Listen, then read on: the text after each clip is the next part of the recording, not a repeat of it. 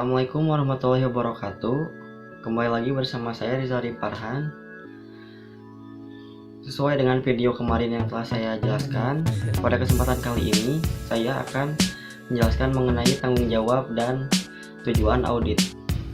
Tujuan pengauditan laporan keuangan yang pertama yaitu pemberian opini atas kewajaran di mana laporan tersebut telah disajikan secara wajar sesuai dengan prinsip-prinsip akuntansi yang berlaku umum di Indonesia. Yang kedua, jika auditor yakin bahwa laporan tidak disajikan secara wajar, maka auditor bertanggung jawab untuk menginformasikan kepada para pengguna laporan keuangan melalui laporan auditnya. Selanjutnya, saya akan menjelaskan mengenai tanggung jawab manajemen. Tanggung jawab manajemen atas kewajaran dalam asersi pada laporan keuangan memberikan kebebasan bagi manajemen untuk menentukan penyajian dan mengungkapkan apa saja yang dianggap penting. Jika manajemen berkeras mengungkap laporan keuangan yang dianggap oleh auditor tidak dapat diterima, maka auditor dapat menerbitkan opini tidak wajar atau opini wajar dengan pengecualian atau menarik diri dengan kontrak kerja. Peraturan Bapepam LK meningkatkan tanggung jawab manajemen terhadap laporan keuangan dengan mengharuskan presiden direktur atau CEO dan manajemen keuangan perusahaan publik untuk mengesahkan laporan keuangan yang dilaporkan kepada Bapepam LK. Selanjutnya ada tanggung jawab auditor.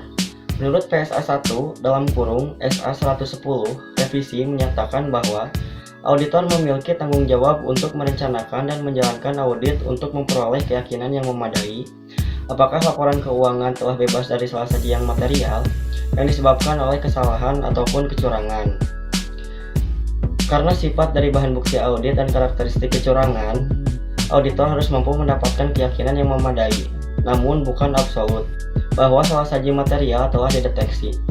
Auditor tidak memiliki tanggung jawab untuk merencanakan dan menjalankan audit untuk mendapatkan keyakinan yang memadai bahwa kesalahan penyajian disebabkan oleh kesalahan maupun kecurangan yang tidak signifikan terhadap laporan keuangan telah terdeteksi. Selanjutnya ada salah saji material versus tidak material, yaitu keyakinan memadai. Auditor bertanggung jawab untuk mendapatkan tingkat keyakinan yang memadai, namun bukan absolut untuk beberapa alasan berikut. Yang pertama, sebagian besar bahan bukti audit berasal dari pengujian sampel populasi, misalnya untuk akun piutang dagang atau persediaan. Lalu yang kedua ada penyajian akuntansi berisi estimasi yang kompleks, di mana melibatkan ketidakpastian dan dapat dipengaruhi oleh kejadian di masa mendatang. Lalu yang ketiga seringkali sangat sulit, atau bahkan tidak mungkin bagi auditor untuk mendeteksi kesalahan salah saji dalam laporan keuangan, khususnya ketika terjadi rekayasa di antara manajemen. Argumen terbaik bagi auditor ketika kesalahan penyajian yang material tidak dapat ditemukan adalah dengan telah menjalankan audit sesuai dengan standar audit. Lalu selanjutnya ada kesalahan versus kecurangan. PSA 70 (SA 316) membedakan dua jenis salah saji, yaitu kesalahan atau errors dan kecurangan atau fraud. Suatu kesalahan merupakan salah saji dalam pelaporan keuangan yang tidak disengaja, sedangkan kecurangan merupakan salah saji yang disengaja. Lalu ada skeptisme profesional. PSA 04 (SA 230) mengharuskan pengauditan didesain untuk menghasilkan keyakinan yang memadai untuk mendeteksi baik kesalahan-kesalahan yang material maupun kecurangan dalam laporan keuangan.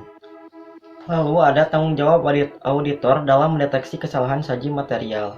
Yang pertama, auditor menekan beragam kesalahan yang diakibatkan oleh kesalahan-kesalahan dalam perhitungan serta kesalahan dalam pengumpulan dan penjelasan. Lalu, tanggung jawab auditor dalam mendeteksi kecurangan material. Standar audit juga auditor dalam mendeteksi kecurangan material. Standar audit juga mengakui bahwa kecurangan lebih sulit untuk dideteksi karena manajemen atau karyawan yang terlibat dalam kecurangan tersebut berusaha untuk menutup-nutupi kecurangan tersebut. Kecurangan yang diakibatkan kecurangan dalam pelaporan keuangan dan penyalahgunaan aset, baik kecurangan dalam pelaporan keuangan maupun penyalahgunaan aset berpotensi membahayakan para pengguna laporan keuangan.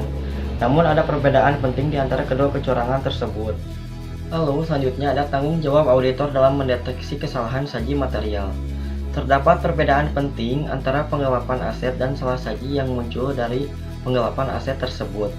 Yang pertama, aset diambil dan penggelapan ini ditutup dengan cara menyalah-sajikan aset.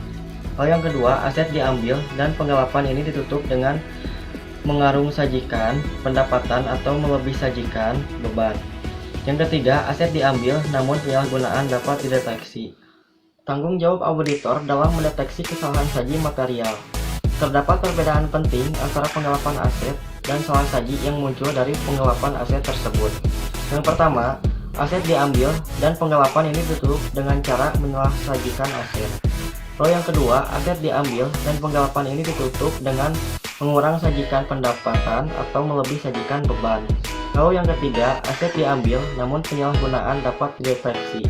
Akumulasi bukti ketika ada alasan untuk meyakini adanya tindakan ilegal berdampak langsung atau tidak langsung yang mungkin timbul tindakan-tindakan itu sebagai berikut. Yang pertama, auditor pertama kali harus menanyakan pada manajemen yang tingkatnya lebih tinggi dari pihak yang dicurigai terlibat dalam tindakan ilegal yang potensial. Lalu yang kedua ada auditor harus berkonsultasi dengan penasehat hukum klien atau ahli lainnya memiliki pengetahuan mengenai potensial tindakan ilegal. Lalu yang terakhir, yang ketiga, auditor harus mempertimbangkan untuk menambah akumulasi bahan bukti audit untuk menentukan apakah benar-benar terjadi tindakan ilegal. Lalu selanjutnya ada tindakan ketika auditor mengetahui adanya tindakan ilegal. Mempertimbangkan dampaknya terhadap laporan keuangan termasuk kecukupan pengungkapannya. Lalu auditor juga harus mengkomunikasikan dengan komite audit atau otoritas lainnya yang setara untuk meyakinkan bahwa mereka mengetahui adanya tindakan ilegal tersebut. Yang terakhir, jika klien menolak untuk menerima laporan audit yang dimodifikasi, maka dirasa penting bagi auditor untuk menarik diri dari kontrak kerja tersebut. Sekian video dari saya mengenai penjelasan tentang tanggung jawab dan tujuan auditing. Pada pertemuan atau video selanjutnya, saya akan menjelaskan mengenai bukti audit. Assalamualaikum warahmatullahi wabarakatuh.